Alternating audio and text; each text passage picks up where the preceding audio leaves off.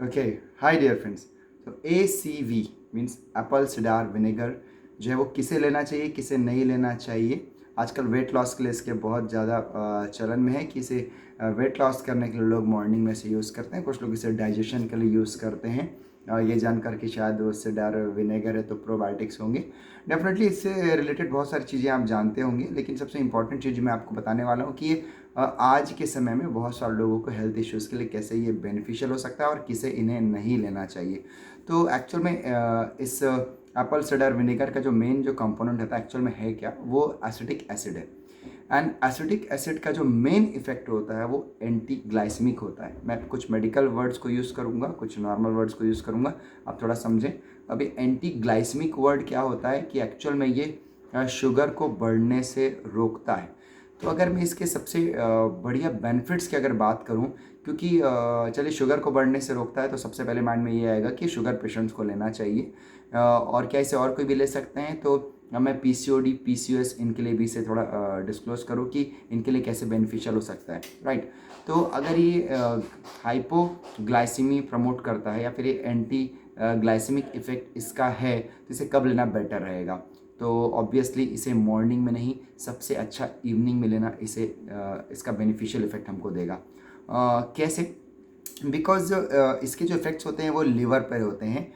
ये लिवर में स्टार्च को ब्रेक डाउन करने वाले एंजाइम्स को रोकता है काम करने से, इसलिए लिवर से होने वाला ग्लूकोनियोजेनेसिस ये रोक देता है। अब देखिए, हमें ऐसा लगता है कि हम जो खाते हैं और हमारे उस खाने से ही हमारे बॉडी में शुगर बनता है। तो आपको मेरा वो लास्ट वाला वीडियो याद होगा जो डायबिटीज़ वाला मैंने बताया था कि जिसने एक डॉक्टर जो थे, साइंटिस्ट थे, उन्होंने देखा था कि एक डॉगी के एक्सपेरिमेंट में कि जितना उसे डाइट खिलाया जाता है उतना उसका ब्लड शुगर नहीं बल्कि उससे ज़्यादा पाया जाता है। तो ऑब्वियसली आपके ब्लड में जो शुगर मॉर्निंग आवर में रहता है वो नहीं जो आप रात को खाए रहते हैं, एक्चुअली वो है जो आपका लिवर प्रोड्यूस करता है। तो आइडियली आप रात भर अगर फास्टिंग में हैं और रात को आपने खाना खाया था तो मॉर्निंग में आपको बहुत, आपके ब्लड में बहुत ज़्यादा शुगर नहीं होना चाहिए, कम शुगर होना चाहिए।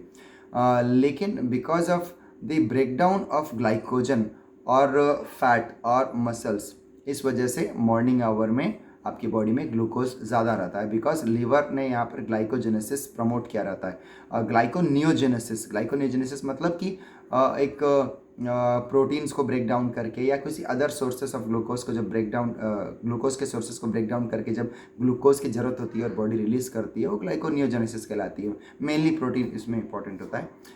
तो अभी हम देखें कि आखिर आपने खाना कम खाया बावजूद आप में शुगर ज़्यादा है, तो एप्पल साइडर विनेगर क्या करता है, अगर आप रात को इसको सोने से पहले यूज़ करेंगे, कितना यूज़ करना है?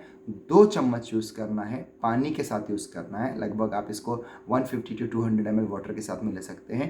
तो ये क्या करेगा, मॉर्निंग में जो डाउन इफेक्ट है, डाउन इफेक्ट मीन्स सुबह के समय में ज़्यादा ब्लड शुगर का रहना, उस इफेक्ट को एक कम करता है और हमें ग्लूकोज को एंटी ग्लाइसेमिक इफेक्ट अपना देता है। और इसके अलावा अगर आप देखेंगे तो इसका सबसे बढ़िया बेनिफिट क्या होता है, ये इंसुलिन की सेंसिटिविटी को बढ़ा देता है।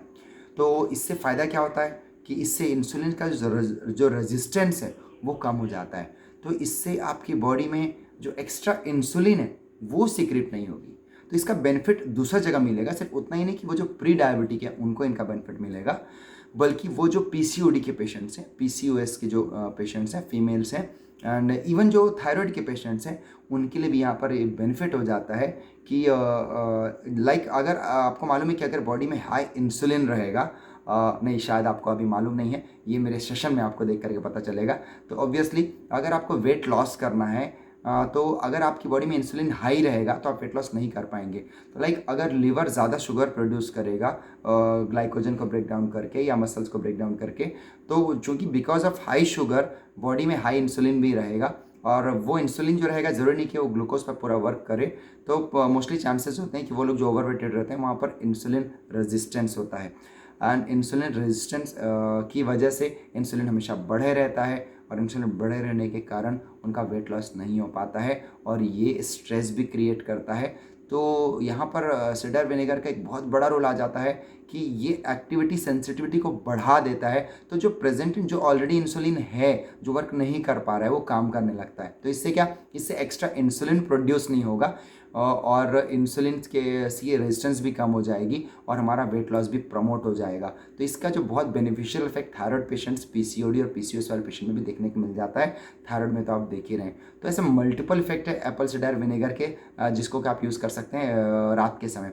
लेकिन बहुत इंपॉर्टेंट होता है कि इसे किसको नहीं देना है। तो ध्यान रखें, जो कि गैस्ट्राइटिस के पेशेंट्स हैं, जिनको इन्फ्लामेशन हुआ रहता है आपके जो स्टमक में, और दूसरा जो कि अल्सर के पेशेंट हैं, जिनको स्टमक अल्सर है, जो कि सीवियर एसिडिटी से परेशान है, बिकॉज ये आपके पीएच लेवल को मेंटेन करने में मदद करता है।